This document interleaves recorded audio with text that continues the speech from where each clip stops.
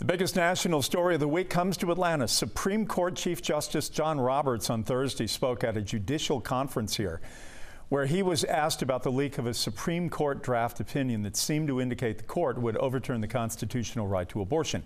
Judge Roberts, answering a judge's question at the conference, said the leak was absolutely appalling.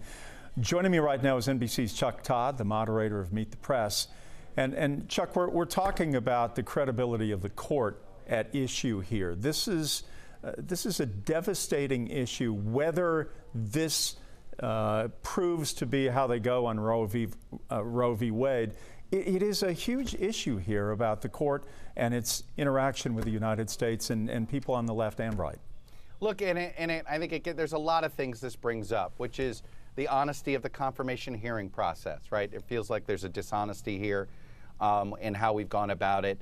This, to pretend none of them have thought about Roe is a joke, and the fact that it's tolerated and sort of almost allowed and agreed to seems ridiculous. That's one thing this brings up. It brings up the credibility of the court itself, how political is it inside that court. And really, there's sort of, the court either looks bad or terrible, depending on what happens here. It looks bad if this is the ruling, and I think the ruling itself is going to shock some people because it takes away rights. We've never seen a Supreme Court in this country take away rights it had once granted. Or it's worse if they change the opinion and Roberts writes some compromise opinion, then it looks like all they're doing is playing politics and that they saw the fallout and they changed their mind. Marjorie Taylor Greene, the congresswoman here from Georgia, will be able to run. That has been at issue. That ruling came down today. Are you surprised by that?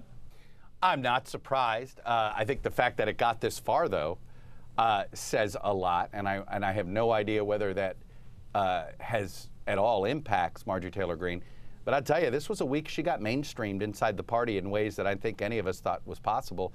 She's been front and center, right next to J.D. Vance in Ohio, and he thanked her. I mean, she's getting more mainstreamed into the party every day. To think Marjorie Taylor Greene's more mainstream in the Republican Party than Liz Cheney is, I think tells you where this party is headed.